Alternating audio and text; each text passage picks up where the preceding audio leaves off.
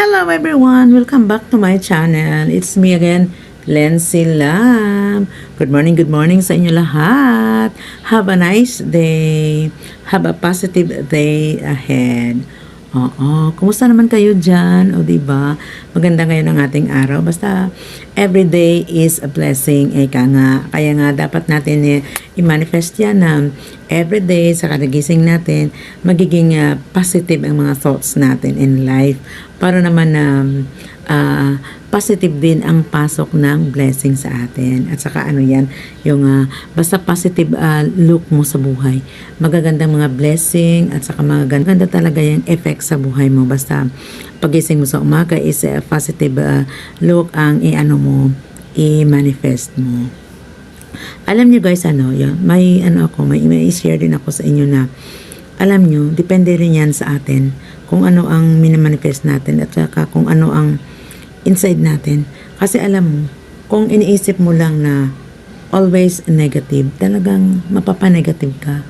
Pero dapat isipin mo sa buhay na to, dapat lumaban ka kahit sa anong hamon ng buhay. Kasi mayroon akong kakilala dyan na mayroon na nga siya lahat, na nagkakaasawa na siya, nagkakaanak na, pero kumbaga yung kumbaga parang mahina yung acceptance niya ba, kung anong hamon sa buhay, parang mabilis siya maapektuhan at saka para bang dinidibdib niya talaga kung ano kahirap ang buhay, which is tama naman kasi sa tao lang naman tayo, makakaramdam din ng pagod kahit na anong strong natin, talagang darating sa punto na napapagod tayo at kumbaga parang maisip pa parang nga na parang bibigay ka na, kasi nangyari na din yan sa akin. Pero iniisip ko, pina-foresee ko na kung talagang bibigay ako, wala may mangyayari sa buhay ko at saka akong talo. Kasi dito naman sa mundo na to, binigyan tayo ng buhay ni God. May purpose tayo dito. Lumaban tayo sa mga uri ng hamon ng buhay kasi no choice tayo. Kung bibigay tayo, talagang automatic talo na tayo. Pero alam nyo ba na kung overcome natin ang mga trials na yan, talagang gloria. Kasi talagang tinetest tayo ni God kahit sa anong punto ng buhay. Tinetest tayo. Kahit naman nga, diba? Kahit na nag-apply ka ng work, diba? Hindi ka man basta-basta makapasok kung walang mga trials, kung makakapasa ka sa mga test nila. Ganun din. Kung sa school, ganun din. Diba? Hindi naman puro gloria. Kumbaga kung ma-overcome mo yan, talagang, talagang success ka. Kagaya kay, yung idol ko rin yan yung singer dati, yung contestant sa TNT dati, kasi 'di ba ako dati palagi ako nanonood diyan, si Sofronio. Yan, nagulat na ako na nakita ko sa TV yung balita na naging champion siya sa ibang bansa, sa The Voice din 'yun. Kasi nang dati dito siya sa Philippines, parang na nga siya parang hindi nga siya yata nakatungtong sa runner up siguro. Parang gano'n, nakalimutan ko na matagal na. Pero ngayon na siya, grand champion. Diba? Diyan yun makikita kung nagpupursigi ka, talaga makakamtan mo yung gloria. Kagaya din sa life natin yan. Kasi naman kung panghinaan tayo ng loob, wala tayong mararating. Kumbaga, first step pa lang, second step, bibigay ka na, nahuhulog ka na sa hagdanan, paano pa marating yung tuktok na ini-aim mo? Kaya nga dapat, kumbaga, lang tayo, strong lang tayo. Pursige lang tayo. Kasi, di ba, na lahat ng mga nilalang dito sa mundo, may kanya-kanyang may kanya-kanyang toka yan, may kanya-kanyang, tawag nito, kinaharap ng mga trials sa buhay. Kumbaga, kada tao, may kanya-kanyang suliranin na dapat malalagpasan. Kasi, pag pa lang natin, pagka, anak pa lang natin dito sa mundo, may nakapatong na yan sa atin kung ano ang dapat nating buhay na tatahakin. At saka yun na mag-be strong lang tayo at saka kumbaga piliin natin si Lord na magiging center sa life natin, kasi ang lahat ng mga pinagdaanan natin ng mga kahirapan, talaga namang ma-overcome natin yan. Basta magiging porsige lang tayo. Pero wala tayong mag-expect na yung sa unang pa lang is mag-success na tayo agad. Kasi naman syempre, yun na nga, may trials tayo. Kung mapapasahan natin yan, diba, success, ganun din ang buhay. Ganun yun. parang ano lang yan, test lang din yan. Kaya magiging strong tayo, magiging mapanuri tayo, magparaan tayo, madiskarte tayo sa buhay. Kasi yun naman ang yun ang paraan na makakasurvive tayo sa kahit anumang hamon ng buhay. Kahit naman ako, talagang may time na parang bibigay ako. Pero kumakapit lang ako sa Panginoon at saka, ayun, makikita mo talaga na kung ano ang kung ano ang pinagsige mo talaga. Makikita mo talaga ang fruit ng pinaghirapan mo. Basta, magiging ka lang, magiging consistent ka lang. Yun na nga, magiging porsigido ka sa kahit anumang na ambisyon mo, anuman ang ini-aim mo sa buhay. Ganun talaga, that's life. Oo. Walang madali dito sa mundo.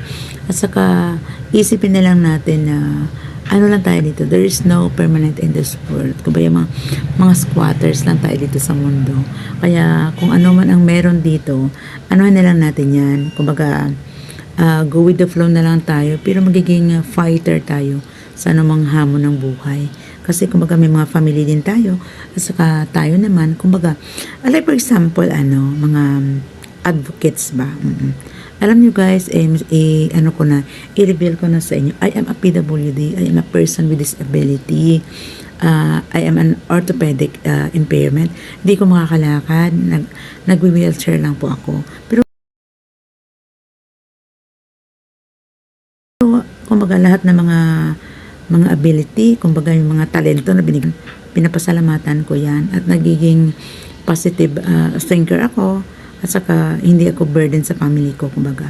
Kasi inisip ko na yun na ayaw ko magiging burden sa kanila. Kumbaga mga talento na binigay Panginoon, pinagyaman ko yan. Marami din akong kumanta. Sometimes nga ako contest online at saka awa ng Diyos, nagiging first runner-up naman ako. Kumbaga, kahit paano naka-earn. At saka yung mga ibang mga online platform na sinasalihan ko. Hindi lang dito sa YT, lahat nagiging porsigido ako sa mga personal needs ko. At saka may kasi ako, may iniisip kasi ako na, kumbaga kung kakapag-ipon ako, gusto kong sa PWD Association namin, gusto kong mapagyaman yan. Magiging advocates ako sa association namin.